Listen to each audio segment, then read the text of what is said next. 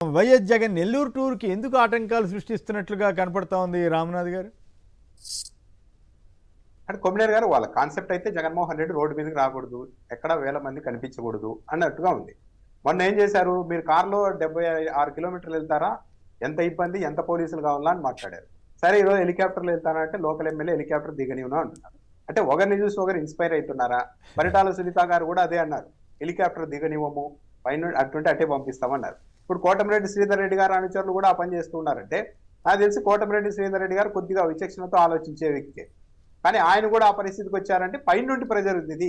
ఇది లోకల్ ఎమ్మెల్యేలు తీసుకుంటున్న నిర్ణయాలు కాదు, జగన్మోహన్ రెడ్డి వస్తే అడ్డుకోవాలి అన్నది ప్రభుత్వ పెద్దల నుంచే లోకల్లో ఉన్న ఎమ్మెల్యేలకి అధికారులకు వెళ్తూ ఉన్నాయా ఆదేశాలు అనేది క్లియర్ గా అర్థమవుతుంది. అయితే ఒకటి, ఎంతమందిని అడ్డుకుంటారు? అడ్డుకున్న ప్రతిసారి విఫలమవుతున్నారు.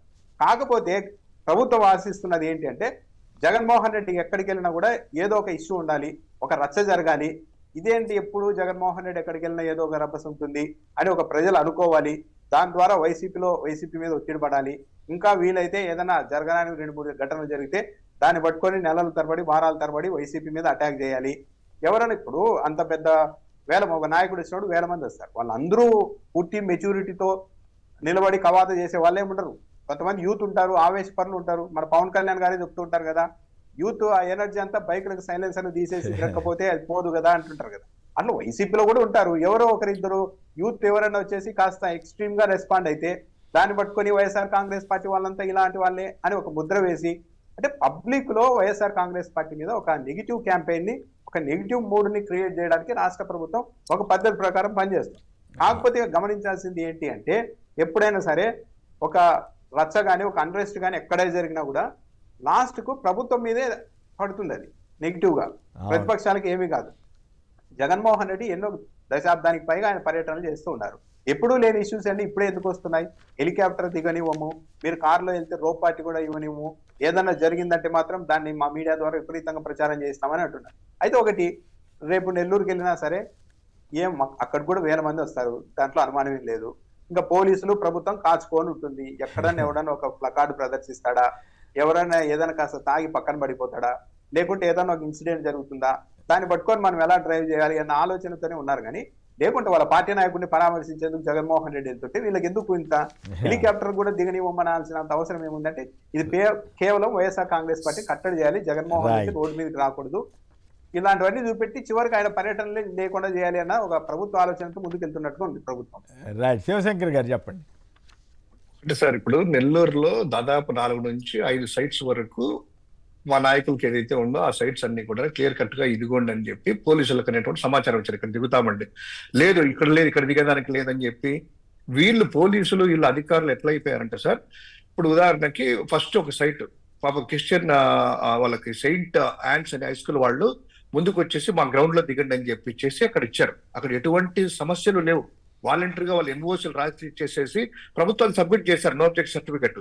ఇమ్మీడియట్ గా రాత్రికల్లా పోలీసుల బృందం ఒక 30 మంది, తర్వాత ఆర్డీఓలంట వీళ్ళ బృందము, తర్వాత కార్పొరేటర్లు, కోటమిరెడ్డి శ్రీధర్ మనుషులు అందరూ వెళ్ళేసేసి తరాలుగా ఇదిగో ఇది కూల్చేస్తాం, ఈ పక్కన ఈ అనుమతులు లేవు, ఇది లేదు, అది లేదు అని ఎట్లా ఇస్తారు, మీరు ఏమనుకుంటున్నారు అనగా మాట్లాడారని ఒక భయోందనలు సృష్టించే పాపం వాళ్ళని ఆ స్కూల్ యాజమాన్యాన్ని బెదిరించేశారు. అయినా కూడా ఈ రోజు వాళ్ళు ఏమన్నారు, మాది కొట్టినా పర్వాలేదు, ఏముందయ్యా జగన్మోహన్ రెడ్డి గారు వస్తారంట, ఆయన ఏదో హెలికాప్టర్ దిగడానికే కదా మేము పర్మిషన్ ఇచ్చింది, ఏమి ఇక్కడ ఏం లేదు కదా అనేటువంటి అన్నా కూడాను బెదిరింపు. తర్వాత ఇంకో సైట్ ఇస్తే కాకాని గోవర్ధన్ రెడ్డి గారి సొంత స్థలంలో కూడాను అంతా వర్క్ జరిగిన తర్వాత అక్కడికి ఇక్కడ కూడా పర్మిషన్ లేదు, మీకు ఇక్కడ ఇచ్చేదానికి లేదు. ఎందుకు ఇచ్చేదానికి లేదయ్యా అంటే ఆన్సర్ ఉండదు, ఇక్కడ లేదు.